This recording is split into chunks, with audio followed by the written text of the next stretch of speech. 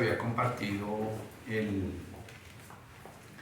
la porción bíblica, la parashá, y yo sé que durante la semana que les compartí qué es lo que corresponde a la porción bíblica, pues nos encontramos en la parashá número 31, Emor, y nosotros llegamos allí a unos puntos en los cuales encontramos en Levítico y comienza con las leyes para los sacerdotes y son importantes. La santidad en cada uno de ellos, en el servicio. Y luego de esto nosotros caminamos más adelante y encontramos lo que son las festividades, ¿cierto? Y les compartía acerca de las festividades, especialmente para aquellas personas que están llegando aquí a la comunidad, porque tuvimos precisamente una charla o dos charlas con algunas personas y queríamos que ellos entendieran y comprendieran que las festividades que nosotros encontramos en Levítico 23 primeramente, así como yo las encontré en mi Biblia de estudio, que yo les he compartido que quiero mucho mi Biblia de estudio, que incluso está en Reina Valera, porque no he visto Biblias de estudio en otra versión, y si las hay, pues llámenme que yo me gustaría conocerla también. Pero esta Biblia de estudio para mí pues es completa, y como les he compartido en las enseñanzas del Instituto Bíblico los miércoles,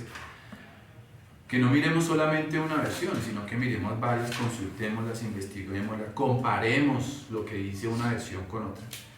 Y yo quiero llegar aquí, y estaba recordando que en ese tiempo, cuando llegué a Levítico 21, yo estaba revisando unos cuadros que encontré acá. Y con respecto a lo que yo les compartí, en Levítico 23, pues hay un cuadro acá en mi Biblia de estudio y está titulado Las fiestas judías. Cuando comencé a llegar a las sendas antiguas, a esas sendas eternas de nuestro Creador, porque su palabra es eterna, ¿cierto? Pues simplemente encontré este cuadro donde me clasifican todas esas festividades de Levítico 23. Cuando llegamos acá, pues yo llegué y taché ese judías, porque está bien que el pueblo, la casa de Judá, sepa correctamente y haya cumplido por miles y miles de años la palabra del Eterno y cumpla en obediencia a su palabra, cómo se deben convocar, conmemorar y celebrar. Taché las fiestas judías y coloqué allí fiestas solemnes de Dios, fiestas solemnes del Creador. ¿Y por qué no lo dejé con las fiestas judías? Porque cuando yo comienzo a leer las fiestas solemnes, porque está titulado así en mi Biblia, así está titulado, fiestas solemnes, cuando voy al capítulo 23 dice, habló Yuhei Bajei, o sea, habló tu Dios, habló mi Dios, a Moshe, a Moisés, diciendo, habla a los hijos de Israel, y nosotros somos parte de ese pueblo de Israel. Cuando nosotros llegamos a Romanos y comprendemos a Pablo, que él dice, bueno, ustedes ya son parte de esa ciudadanía a través de nuestro Mesías Yeshua, ¿sí? Entonces, considérate ciudadano de Israel. Y dice Moisés, dice el Eterno, habló el Eterno a Moisés diciendo, habla a los hijos de Israel. Entonces nosotros como hijos de Israel escuchamos. Y dice, y diles, las fiestas solemnes, ¿qué dice? ¿De los judíos? No dice de los judíos, dice de Yuhei Bajei. En la versión Reina Valera dice Jehová, en otras versiones dice Yahvé, en otras versiones dice Yah, en otras versiones más modernas dice el Señor, pero es nuestro Dios, es nuestro Elohim, es nuestro Adón. Amén. Entonces no son las fiestas de los judíos, son las fiestas del Eterno, Son las fiestas de nuestro Creador, las cuales Él está estableciendo unas fechas, unos tiempos, más que fechas, unos tiempos que algo se ha cumplido y se cumplirá. Y eso lo hemos venido aprendiendo nosotros. Y cuando más adelante comenzamos a ver quién es el que firma esto, es nuestro Creador, nuestro Dios, nuestro Eterno. Él firma todo esto, porque dice, yo, Yuhel Bahai, y hablé yo, Yuhel Bahai, y habló el Eterno a Moisés. Más adelante encuentro otro cuadro, al otro lado de la página de mi Biblia de estudio, dice, Cristo cumple las fiestas de Israel. Entonces hay algo como que no es coherente, porque el primer cuadro me dice las fiestas de los judíos, y el otro cuadro donde se clasifica que nuestro Mesías Yeshua cumple las fiestas, pues entonces ya no nombra las fiestas de los judíos, sino que nombra a todo Israel. Entonces hay una incoherencia. ¿Por qué? Porque no hemos comprendido, el pueblo del creyente en el Mesías Yeshua, en Jesucristo, no ha comprendido quiénes somos, porque no tenemos esa identidad de pueblo. Y por eso al comienzo nosotros hemos hablado de una crisis de identidad del pueblo del Eterno, del pueblo del Creador, quienes hemos llegado a los pies de nuestro Mesías Yeshua. Entonces este resumen de la porción que yo les envié, estuve hablando acerca de las festividades. Y esta porción, Emor, significa dile, habla, di, habla. ¿Okay? Y eso lo dejo yo, entonces lo dejé y lo compartí para que ustedes lo estudiaran durante el día de Shabbat, el día de hoy. Pero en esta enseñanza, en esta tarde, quiero compartir acerca de las leyes para los sacerdotes. La primera parte que nosotros encontramos aquí en Levítico. Las fiestas, las leyes para los sacerdotes. El sacerdote tenía que ver con algo que ellos vivían, lógicamente. ¿Y era qué? Era la vida, pero en un nivel mucho más alto que el pueblo. Un nivel de santidad superior a la que podrían vivir el pueblo. Por eso el Creador establece también como unas responsabilidades. ¿Por qué? Porque es que ellos representaban directamente al Creador. Ellos son los representantes del Creador. Cuando nosotros vamos a la palabra, no todas las leyes de la Torá se aplican a todos nosotros de la misma manera. Y yo les he explicado a ustedes, cuando nosotros llegamos a la Torá, a conocer de las instrucciones del Eterno, pues nosotros siempre decíamos, no, son solo 10 mandamientos que nos enseñó la Iglesia Católica. Pero nosotros, recibiendo de la Iglesia Universal, pues solamente, como nos enseñó, ya no son 10 sino 9, ¿cierto? Pues entonces el Eterno nos entregó 9. Pero cuando volvimos a las sendas antiguas encontramos que no son solo 9. Es que cuando aceptamos que su Torah es eterna, encontramos 613 mandamientos que Casa de Judá ha identificado en la Torah. Y nosotros comenzamos a estudiarlas. Pero como les digo, no todas las instrucciones, no todos esos mandamientos son aplicables a todos. Y siempre les he dicho, nomás 279 mandamientos tienen que ver con el templo. Y tú comienzas a restar. Mi hermano Eduardo no es mujer. Hay leyes, hay mandamientos para las mujeres. Comienza a restar. Para mi hermana no es varón, hay mandamientos para los hombres, comienzan a restar. Por ejemplo, como digo, las mujeres están naturalmente ellas exentas ¿de qué? ¿De qué mandamiento? Naturalmente, hablando pues de la circuncisión. No hay circuncisión para las mujeres. Y los hombres están exentos de las leyes sobre el parto, lógicamente. Entonces, cuando nosotros hablamos de 613 mandamientos y hablamos con alguien que no ha comprendido y no ha tenido la revelación por parte del Creador, no de nosotros, porque nosotros no somos los que vamos a despertar,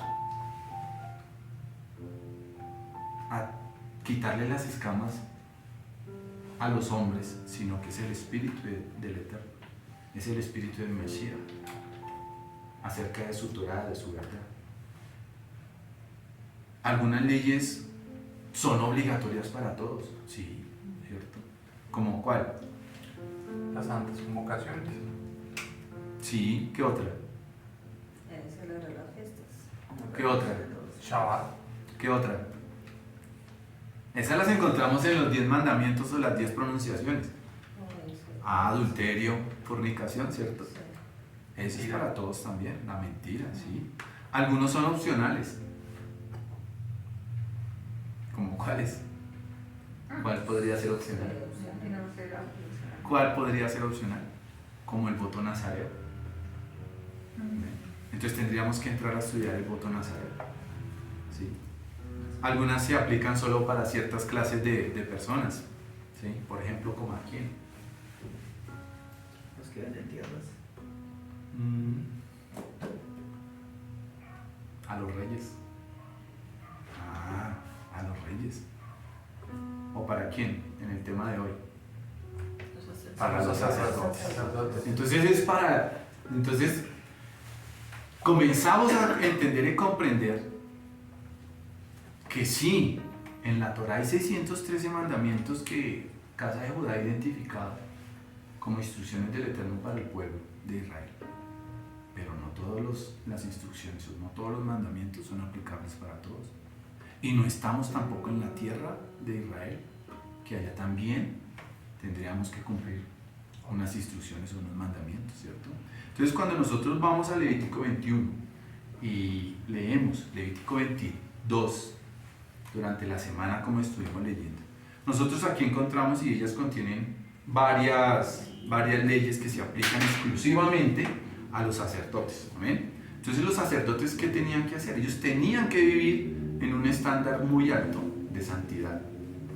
Cuando nosotros leemos 21 y 22 encontramos por qué el Eterno les entrega esas instrucciones, y ahí nosotros identificamos, oiga, esa responsabilidad es bien grande para ellos.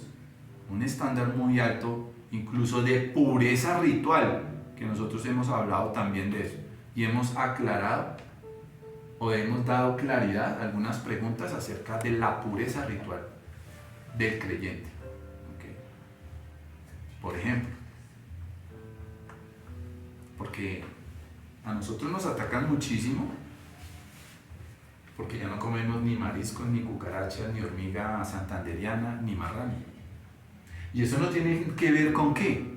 Eso no tiene que ver con salvación. Pero eso es lo primero que se le ha metido al creyente en Yeshua, que eso es para salvación. Y eso es lo primero que ataca al creyente. Cuando nosotros decimos, no, es que yo ya no como marrano. Uy, no me digas, perdió la salvación.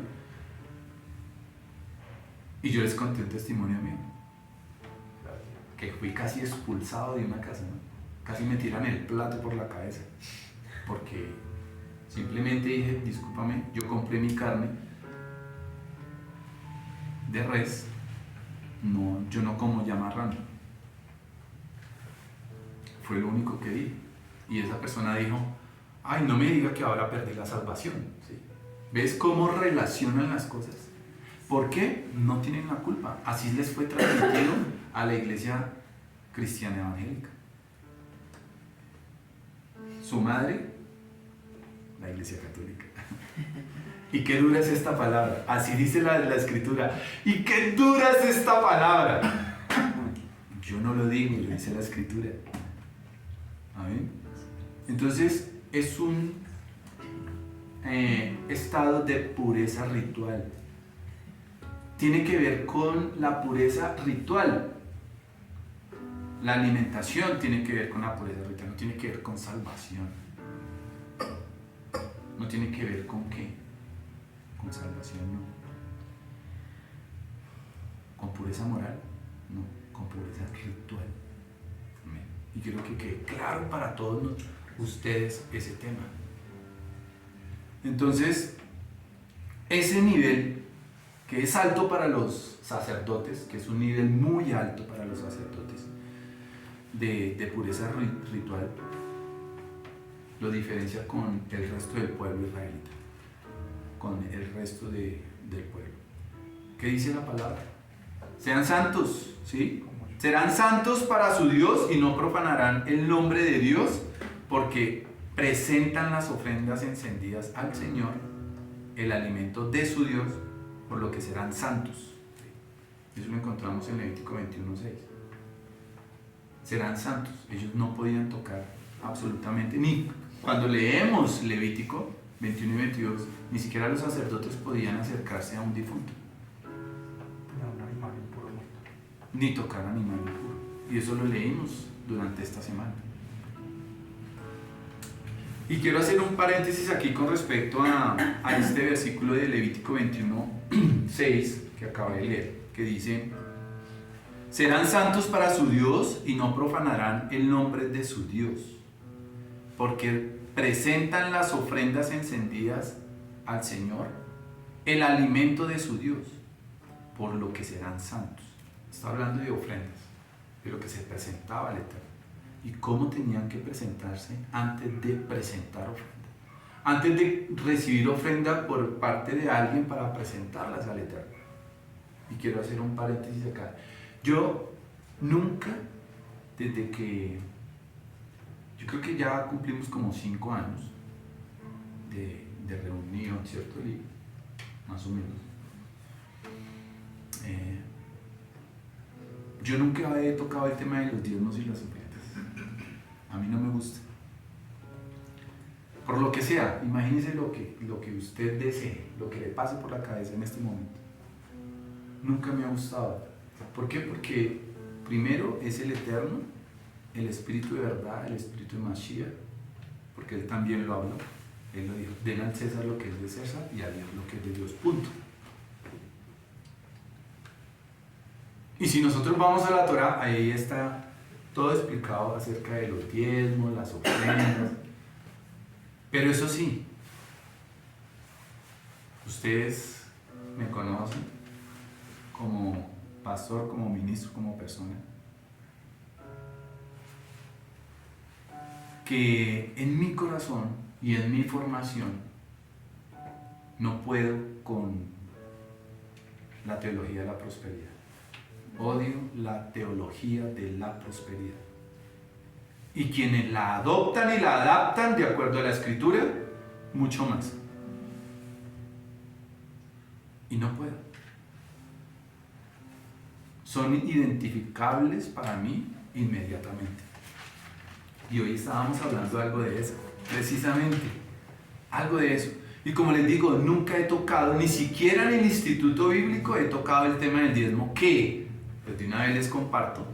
Yo creo que en las lecciones que llegan hay un tema acerca de hablar del diezmo. Pero ni siquiera en el instituto durante todos estos años, 3 años ya casi culminando el Instituto Bíblico en su primer ciclo, he tocado el tema de los diezmos, ni de las ofrendas. Primero, nosotros como que retornamos a las instrucciones del Eterno, que la palabra del Eterno en nuestro corazón, y que usted es obediente ahora a la Torá, pues si su corazón está realmente en la práctica del amar, del amor al Padre, del amor al ministerio, del amor a quien le está llevando palabra, así como dice Gálatas 6:6, así como aparece en la Torá o en la Tanaj, en lo que conocemos como el Antiguo Testamento. Y en nuestro corazón, pues yo creo que yo no puedo decirle: oiga, ¿y usted que camina en Torá no diezma, no ofrenda, no dona, si no quiere llamarle diezmo, ni ofrenda, ni donativo? No. Y como le digo, quiero hacer un paréntesis aquí en esta enseñanza, y tiene que ver con el amor. Cuando nosotros aprendemos acerca del amar, el amar es un compromiso de todo lo que nosotros somos. todo lo que nosotros tenemos. ¿Y eso qué implica? Eso implica entregar todo lo que somos y todo lo que hacemos. Es una relación y también es un pacto. Y ahí es cuando nosotros vamos al matrimonio, cuando tomamos como ejemplo el matrimonio. Una parte y la otra parte, ¿cierto? Una parte entrega algo de lo que esa parte no tiene. La otra parte entrega algo de lo que esa parte no tiene. Entonces, como les digo, el matrimonio, aquí en el matrimonio, mi esposa aporta algo que yo no tengo o que yo no doy, ¿sí? Que no tengo yo. Yo aporto algo en mi matrimonio, algo que mi esposa no tiene, algo que mi esposa, pues lógicamente, no aporta. Pero cuando nosotros juntos en el matrimonio, y juntamos lo que juntos tenemos, lo que juntos hacemos, lo que juntos damos, pues entonces lo que ella tiene con lo que yo tengo, lo que yo tengo con lo que ella no tiene. Entonces cuando nosotros juntamos lo que cada uno aporta, pues entonces es cuando vamos a formar grandes cosas. No más. Porque yo qué sería sin mi esposa. Mi esposa, ¿por qué? ¿Qué hiciste? ¿Qué haría uno, cierto? ¿Qué harías tú sin tu esposa? También, ¿qué haría la esposa sin su media naranja? ¿Cierto? Entonces, ¿de qué estoy hablando? Estoy hablando de la ley de recibir y la ley de dar. ¿Y por qué quiero hablar de esto? ¿Por qué hago este paréntesis? ¿El dinero qué representa? Díganme ustedes, ¿qué representa el dinero? Digamos, usted tiene mucho dinero ahora. ¿Qué representaría el dinero para usted? Ese dinero que tiene. Porque el dinero que representa, miremos la gente que tiene mucho dinero, para ellos ¿qué representa? ¿Cómo lo ves tú? ¿Cómo ves tú una persona que tiene mucho dinero? Lujos. Sí, pero Poder. ahí está. El dinero representa poder. El dinero, cuando tú tienes poder, entonces ¿qué representa más? Cuando tú tienes poder, tú comienzas a controlar. El dinero representa control. ¿Qué más puede representar el dinero? El dinero representa una capacidad de tener o de adquirir, capacidad de influencia, ¿cierto? Una capacidad de influir ¿en quién? En muchas personas. Cuando una persona tiene mucho dinero y tú ves la vida de ese entorno, tú vas a ver como un pato con un poco de paticos atrás. Créanme que sí. Créanme que sí. Y también tiene el dinero la capacidad de lograr muchas cosas. Y por ahí un poco de memes, ¿no? Por ahí incluso vi uno que me hizo reír, que muestran a un bebé, a un niño chiquito, y dice, no, pues dicen que el dinero es el mal de todo, de todas las cosas, que no sé qué, que yo vivo tranquilo, y que el dinero hace feliz a las personas, pero yo no creo eso. Entonces está el bebé así y le tiran un fajo de billetes y apenas dice, y eso muestra la cara, se pone feliz, se pone contento. Me hizo reír mucho ese meme, ¿sí? Porque cambió, ¿sí? Cambió sus rostros, de eso se puso alegre y eso. Cambia a las personas. El dinero tiene poder, tiene influencia, tiene capacidad de. ¿Okay? Entonces, ¿qué dice la Torá? Por ahí hay un ejemplo y es clarito, no es un ejemplo, es algo que dice la Torá. La Torá dice que los jueces no reciban dinero, que no reciban dádivas, que no les reciban a nadie nada de dinero. ¿Por qué? Porque cambia su corazón inmediatamente. Entonces comienza a torcer su balanza. ¿Sí? Entonces, ¿qué es lo que representa el dinero? Representa el lado también egoísta de la persona, el lado egocentrista, ¿sí? Representa la idolatría. El dinero representa la idolatría, porque entonces tú comienzas a leudar, ¿no? Y primero, con el dinero no, primero lo mío, lo nuestro, y comienza a amarse a sí mismo, después de amar el dinero, la idolatría. Y no solo es, la idolatría no es solamente postrarse ahí al frente de un muñeco, no, de un ídolo. También es pensar que lo que yo hago y adquiero pues está en mi propia capacidad, ¿sí? En mi propia persona, en mis propias fuerzas, que no necesito a Dios. Entonces, como yo ya tengo dinero, yo ya no necesito al Creador, yo no necesito a ese Dios que tanto le pedía yo que me ayudara cuando no tenía. Ya tengo dinero, conseguí un buen trabajo o recibí algo, una herencia, dinero, recibí, entonces comienzo a crear idolatría y empiezo a decir, ya no necesito a Dios porque yo todo lo puedo. Entonces por eso dice la Torá, amarás a tu Dios con todo tu corazón, con toda tu alma y con todas tus fuerzas. Y dice, cuando nosotros miramos con todas tus fuerzas, cuando vamos al hebreo, en el entendimiento es con todos tus bienes. Y mire cómo es el Eterno. Él dice con todos tus bienes. Con todos tus bienes. Entonces eso a nosotros nos debe enseñar algo. Cuando tú y yo separamos la ofrenda, ¿sí? Cuando en la escritura aparece como teruma, teruma viene de la raíz rum, que es elevar. Yo voy a elevar. Es el poder de elevar las cosas materiales, ¿sí? ¿Para qué? Para consagrarlas al Eterno. Entonces, cuando nosotros separamos la ofrenda, cuando separamos nuestras primicias, cuando separamos el diezmo, cuando algunas personas lo llaman o hacen una promesa, ¿sí?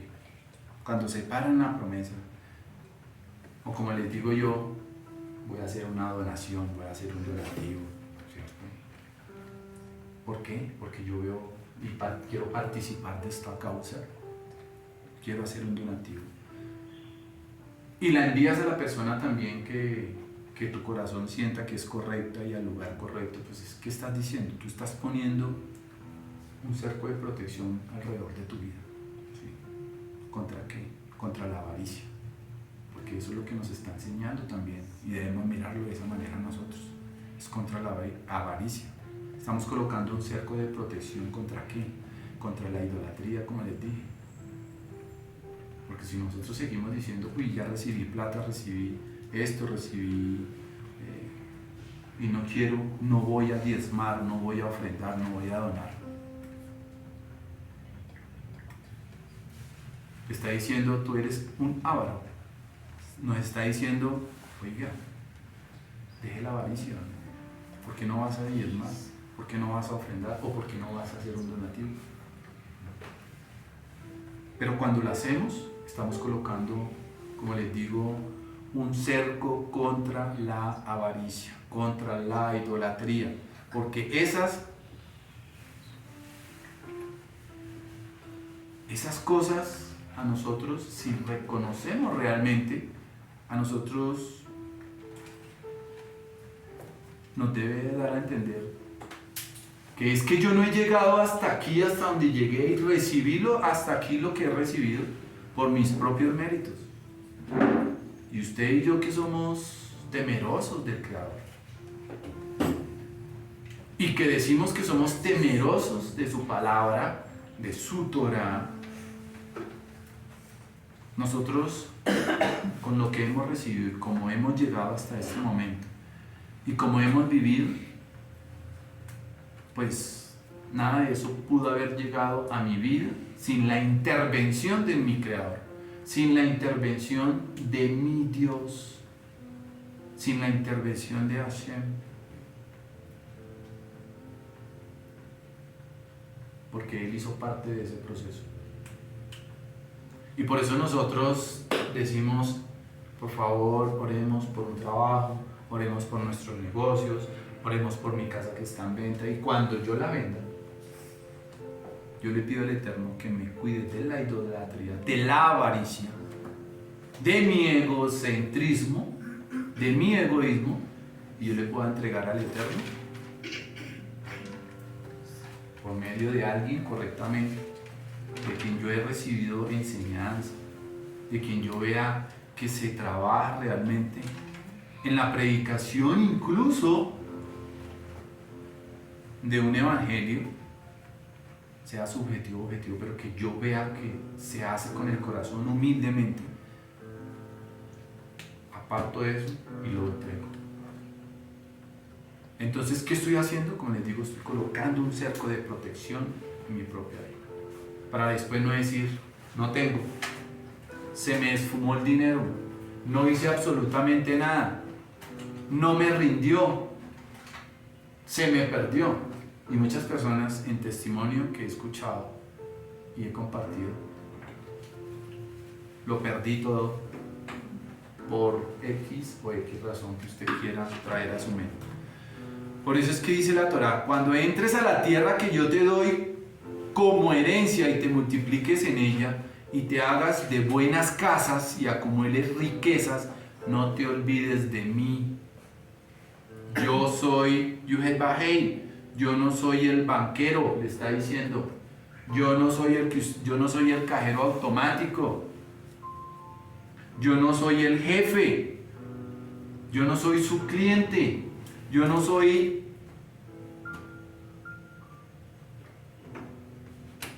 Yo soy Yuhei, yo soy tu Dios.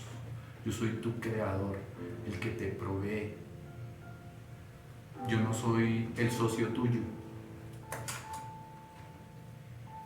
Yo soy el creador, el que te está dando la habilidad para que tú puedas crecer, para que tú tengas, ¿sí? Para que tú puedas hacer riquezas. ¿Y qué es lo que sucede en la vida del creyente? Que cuando llega y se trata de dinero, entonces somos olvidadizos.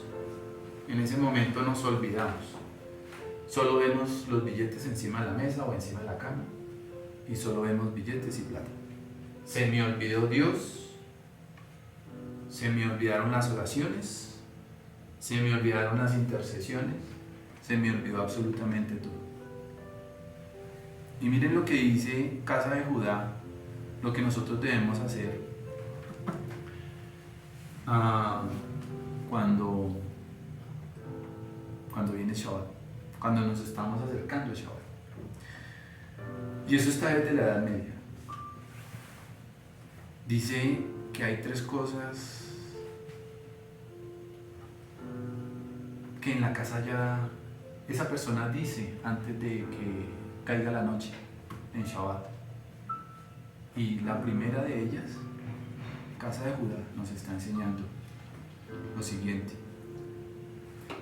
Y lo primero que pregunta en la responsabilidad del sacerdote de la casa, su primera pregunta es: ¿han separado el diezmo? En Shabbat, en víspera de Shabbat. Cada semana separaron el diezmo. La segunda pregunta es: ¿han preparado el Eruv? O sea, Eruv es como la reunión. Amor, ya preparaste, ¿no estás trabajando? Hija, ya preparaste el Eruv, ya preparaste las cosas de la casa, el servicio que vamos a tener. La reunión, digámoslo así.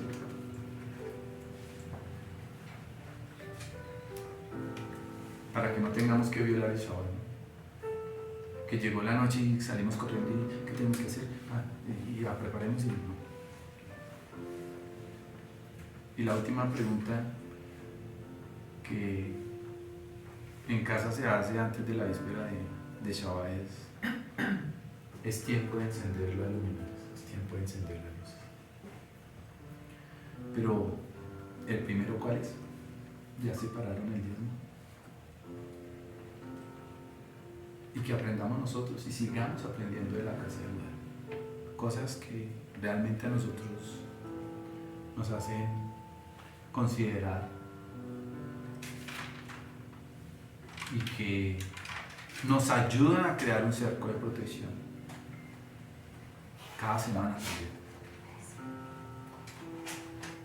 ¿Y quién es el que hace esto? Pues lógicamente quien supervisa pues es el hombre, como les digo. La mujer, la esposa, es la que organiza, que ella está preocupada, ¿no? O a veces está ocupada en otras cosas o se le olvida, entonces es el hombre que debe estar supervisando lo que es la víspera del Shabbat, lo que es el Shabbat. Y recordemos que el amor al dinero, dice la palabra que es la raíz de ¿qué? De todos los males. De todos los males. Y cuando nosotros miramos, ayer estaba mirando una investigación que se hizo por allá en Chocó, Egipto.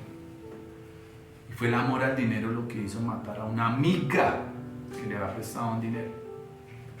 El amor al dinero mata gente.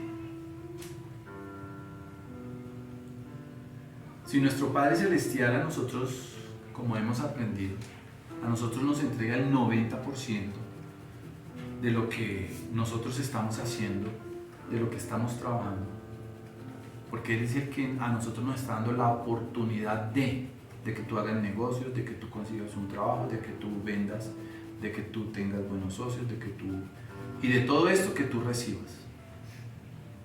Si el Eterno nos da a nosotros el 90% de lo que hagamos para nosotros, y a Él el 10%,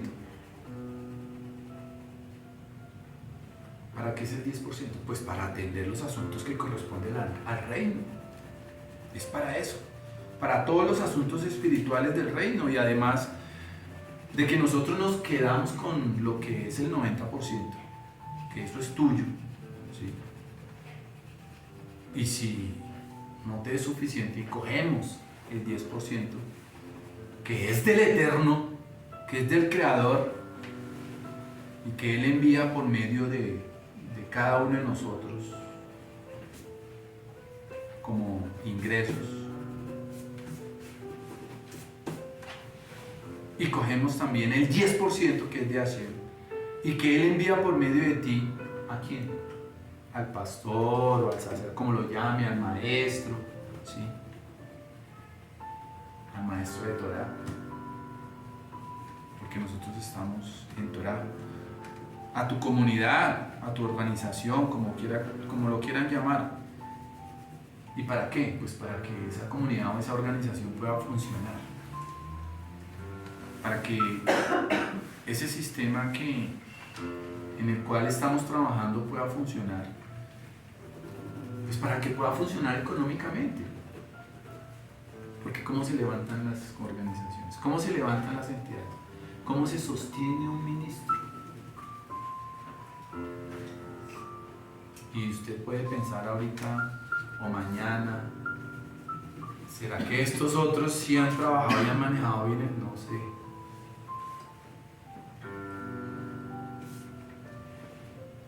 Y si no lo hacemos, pues nosotros estamos causando daño a nuestra entidad, a nuestra comunidad, a nuestra organización.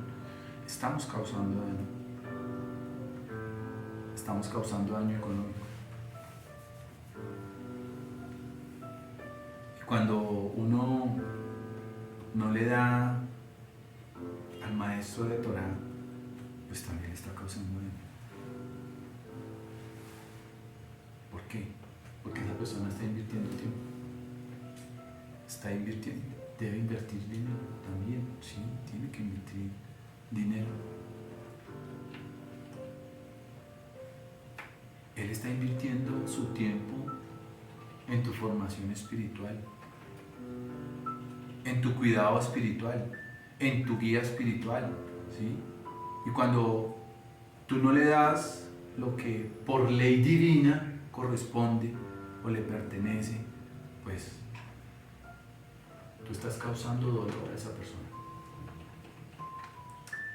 Cuando nosotros retenemos la parte que le corresponde al Eterno, que es destinado ya por ley divina, y que nosotros venimos comprendiendo y estudiando esto.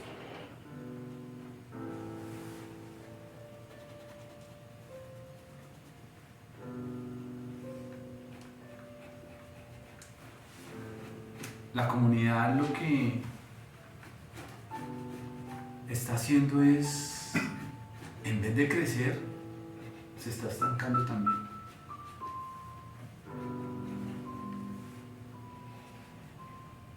Está causando pena material a la persona en las comunidades. No hablo de acá. Eso no pasa acá, amén. Baruch Hashem, porque eso no ocurre acá. Gloria al Eterno, porque eso no ocurre acá. ¿Qué está pasando con esas personas? Esas personas están cerrando las vías establecidas por la Torá para el sustento de la comunidad. Además de que algo espiritualmente se está echando encima. Entonces se está dañando ¿qué? Está dañando la comunidad. Porque se necesitan recursos para la comunidad, para que crezca. Y mire, cuando uno no se arriesga, hablando de la persona que como que, ¿será que sí? ¿Será que no? Cuando uno no arriesga, pues entonces uno no está amando realmente, no está amando. La palabra a nosotros nos enseña que es más bendecido el dar que el recibir. Y hay personas que les va muy bien, pero cuando usted llega y les habla de dinero, hasta ahí llegan. No vuelven a la comunidad, no vuelven, no sé. Y hay otros que no se la pasan sino hablando de billete a la comunidad. Venga, pacte. Pase al frente, tenga fe que eso le va a salir. Teología de la prosperidad. Y empieza uno a ver que le tiran los billetes a los pies del predicador.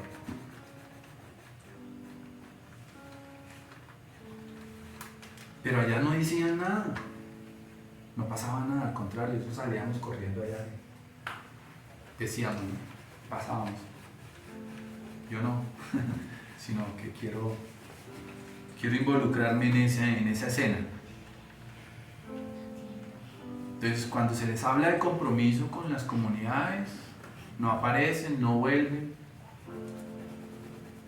Pero cuando llega el momento de hablar de esa responsabilidad ligado con asuntos espirituales, ahí ya las cosas cambian. Esas personas desaparecen. Entonces, hay algo delicado en todo esto y es la ingratitud. La ingratitud es la marca de los herejes.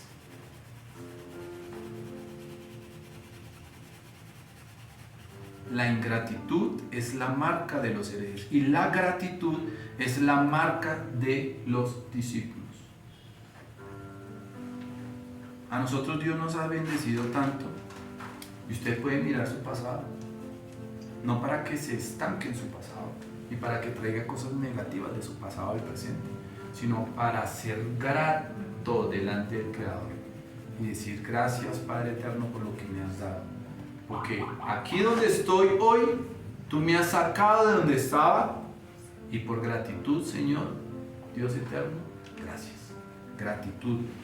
Tú nos has bendecido para que estemos hoy aquí y a veces no nos damos ni cuenta. Cuando nosotros confesamos o hacemos, por ejemplo, lo que hacemos, lo que hicimos ahora al comenzar la reunión, que es el Shema Israel, y Casa de Judá, nosotros nos enseña que lo hagamos 2 veces al día, ¿no? Al levantarnos y al acostarnos o cuando caiga la noche. ¿Qué estoy haciendo yo? Yo estoy confesando, estoy recordando que yo no recibo nada sin que el Padre Celestial a mí no me lo haya entregado. Shema Israel Adonai Elohim Adonai Echad. Y todo eso, si tú piensas, Por eso yo les he dicho que en esas declaraciones y en esas oraciones, algunos dicen rezos, no lo hagamos de manera mecánica, sino que interioricemos qué es lo que realmente nosotros estamos diciendo y qué es lo que estamos proclamando en nuestra vida. Y ya cierro ese paréntesis, me disculpan, me extendí un poquito con ese paréntesis. Cuando nosotros volvemos aquí a lo que es la porción de la palabra de la Parashá 31 de Emor, cuando un sacerdote tiene contacto con un cadáver, ¿qué hace eso? Que esa persona no sea apta para el ritual. ¿Durante cuánto tiempo leímos? Durante 7 días. 7 días. Exactamente. Y eso no es un problema para la persona en común, no. Es un problema para la persona que tiene que presentarse ritualmente limpio, como en el caso de ¿quién? De los sacerdotes. Y como yo les dije, este no es un problema para la persona promedio. No es un pecado volverse impuro. Eso no es un pecado. No está incapacitado. O sea, tiene que ver solo con la parte ritual.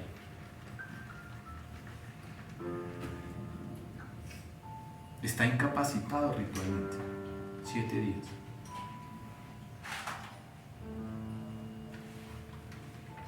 Entonces usted dirá, bueno, y entonces, ¿y los muertos?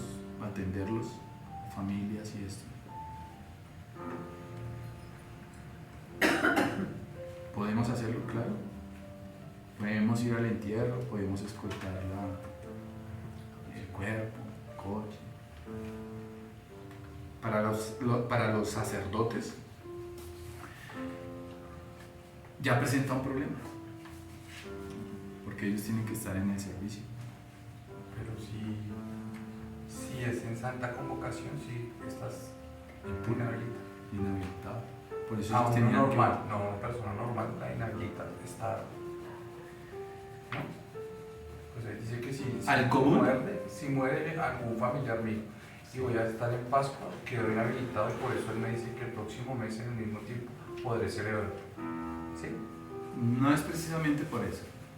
Es por las personas que están fuera de la tierra, digámoslo así, fuera de la tierra de Israel, que no pudieron asistir, no pudieron estar en Pesaj, que son una de las 3 convocaciones obligatorias para todo el pueblo asistir allá. Entonces, cuando esas personas no podían asistir, el Eterno es tan amoroso y les digo, oiga, le voy a dar una oportunidad para que usted se gloríe y se goce celebrando Pesaj. Entonces, por eso da una segunda oportunidad para eso. Cuando nosotros hablamos de que un sacerdote debe estar en un estado de aptitud ritual para poder servir en el templo, pues tiene que cuidarse de eso. Para una persona común debe hacer un tevilá, ¿sí? Y hasta la noche quedar limpio, ¿okay? Entonces queda apto ritualmente. Además de estar en un estado ritualmente apto antes de poder comer el sacerdote ya las porciones cuando él está en el templo, que pueda hacerlo comida y de los sacrificios que se llevaban. Por esa razón se requiere que los sacerdotes se mantengan en pureza ritual, porque él tenía que servir en el templo, tenía que estar ahí revisando, haciendo una cosa, haciendo la otra, ¿sí? Entonces, una forma de hacerlo y de poder estar en esa pureza ritual era no entrar en contacto con un cadáver. Y eso lo aprendimos, lo leemos en esta porción. Y hay otras leyes para los sacerdotes que no se aplican al pueblo, a los israelitas, digamos así, comunes, ¿no? Todo al pueblo. Por ejemplo, los hijos de Aarón, ellos tenían prohibido casarse con ¿quién? Con mujeres que hayan estado involucradas en prostitución, prostitución, fornicación, todo lo que es inmoralidad sexual. Entonces, al sacerdote, entonces, ¿qué se le prohibía? no tomar cigarro de ninguna también. Tenía que ser una mujer Virgen. virgen. Y Exactamente. de la tierra. Y de la tierra, claro. Tenía que ser israelita. Ya no podía ser de otra nación. Entonces, para ser aptos, para servir en el altar, el sumo sacerdote, los sacerdotes tenían que estar, primero, físicamente impecables. Por ahí yo recuerdo un escándalo que le hicieron a una iglesia, que la líder religiosa tuvo que, mejor dicho, la persiguieron porque dijo que ser ministro tenía que no tener ninguna condición física que no le permitiera estar al frente de un lugar de culto, ¿no? ¿Cómo qué? Lo que nosotros leemos ahorita aquí para los Estar sacerdotes. cojo, faltarle alguna pieza, Sí, ciego. algún tipo de lesión o que estuvieran lisiados, discapacidad, que no estuvieran desfigurados, porque ahí dice que el que no tuviera como esta parte, ¿sí? O sea, que estuviera, mejor dicho, Si hubiera ido a la guerra o algo así. sí. O sea, nada de desfigurados, nada, absolutamente nada de mutilados, nada de lisiados, nada, ninguno de ellos podía acercarse para ofrecer la ofrenda al Eterno. Entonces, ese sacerdote, pues, si le sucedía algo, estando perfectamente bien, ¿sí? Físicamente bien, si a él le sucedía algo, entonces, ¿qué sucedía con él? Pues quedaba Era descalificado del sacerdocio. Por eso cuando Yahshua lo van a capturar, le quita la oreja ¿A quién le quita la a oreja? Gerson, ¿Sí? ¿Quién es él? el que servía a... El ayudante del sumo sacerdote. Y le quitó la oreja, ¿sí? Pedro le quitó la oreja. Y nuestro Mesías Yeshua, en su amor y en su misericordia, dijo, no, este me va bien, no, pues tome para que lleve. No, él en su amor le colocó la oreja. Yo creo que hasta se la dejó más bonita de lo que la tenía. Me entendía Se la dejó que pura, limpia. él había llegado hasta... Y él entendió que este hombre servía en el templo sagrado. Y él tenía que estar ahí. Perfecto. O Fue sea, toda su vida apartada. el amor de Yeshua, ustedes se imaginan este hombre diciendo, ay no, me rayó la oreja, no pasa nada, agarrémonos aquí, ¿no? Su preocupación fue mi servicio. ¿Qué voy a hacer? Voy a ser desechado allí del templo. Murió. Sí, Sí. sí, porque era por casta. Al llegar ahí, era ayudante del sumo sacerdote. No, no solo eso, era su ser, era lo que Era su vida, era su ser, su Es lo servicio. que es. Y recordemos que ellos, La esencia de Ajá. el pueblo les atendía, les daba, les llevaba. Y si era descalificado del sacerdote levítico, entonces Ya no era. era morir, como dices tú. Era morir, pero todo. Es lo único que se hace. Moral, emocional, de oficio, de función, de todo absolutamente. Entonces, pues esa persona, pues no, lógicamente no fue expulsada. El amor del Eterno, a través del Mesías Yeshua, entendiendo su oficio como sacerdocio allí y como función, pues le otorga esa misericordia. Entonces los sacerdotes tenían que vivir de acuerdo con todas esas normas superiores que nosotros encontramos aquí en Levítico. Eran los representantes de Dios en la tierra, ¿sí? Entonces imagínense ese hombre también. ¿Y ahora yo qué voy a hacer? Yo ya no voy a ser representante del Eterno aquí en la tierra. Ahora yo, ¿cómo es que le dicen los que no Gocho. tienen oreja? ¿Mocho? Gocho. Gocho. Ok. Ahora yo gocho, ¿yo para dónde cojo? como los pocillos sin Sí, oreja. como los pocillos caídos al piso, sin oreja, ¿no? Entonces, recordemos que todo esto ayuda a explicar por qué los creyentes necesitamos vivir en un nivel más alto que el resto del mundo. Que estas lecturas a nosotros nos enseñen eso. No solamente a ver qué pasa con las leyes y la Torá con respecto a los sacerdocios, sino que a nosotros nos ayude a comprender cómo debemos llegar y cómo debemos vivir en este mundo. Porque la palabra a nosotros nos enseña que nosotros somos ¿qué? Sacerdocio espiritual.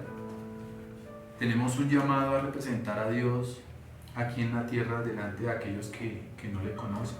¿Cómo vas a caminar tú? ¿Cómo continúas tú caminando? Entonces, en la mañana, al caer la noche, algo que a nosotros nos puede ayudar, pues son las oraciones. Y a veces nosotros no oramos, nos levantamos, no oramos, nos acostamos, no oramos. Grabémonos por lo menos el Shema que nosotros tenemos que, o deberíamos, cuando nos levantamos y al acostarnos. Algo que nos recuerde por lo menos acudir y entender, practicar todo este camino de santidad delante y frente al Eterno. Cuando nosotros confesamos el Shema, nosotros estamos confesando, o mejor proclamando también, la soberanía del Creador y el dominio del Eterno en nuestras vidas y todo lo que nosotros hacemos, sobre nuestras vidas, sobre nuestros bienes también. Y eso también a nosotros nos puede ayudar, amén. Y no dejemos que el pasado a nosotros nos controle. Nosotros ahora estamos viviendo el presente. Es el presente lo que nosotros debemos controlar, porque es el presente lo que incuba el futuro. Lo que nosotros, a donde nosotros estamos mirando, hacia dónde estamos caminando nosotros. Porque hay personas que se van al pasado y dicen, ay, pero es que yo era así. Ay, no, pero es que no puedo. Ay, pero es que yo caí en esto. Ay, pero es que nosotros ya caminamos en libertad a través de Yeshua. En eso sí andamos en libertad, ¿sí? No pensando en el pasado. El presente es la incubadora del futuro, no el pasado. ¿Amén? Amada familia, yo hasta aquí la enseñanza para que continuemos compartiendo. Vamos a hacer Habdalah, ¿sí? Y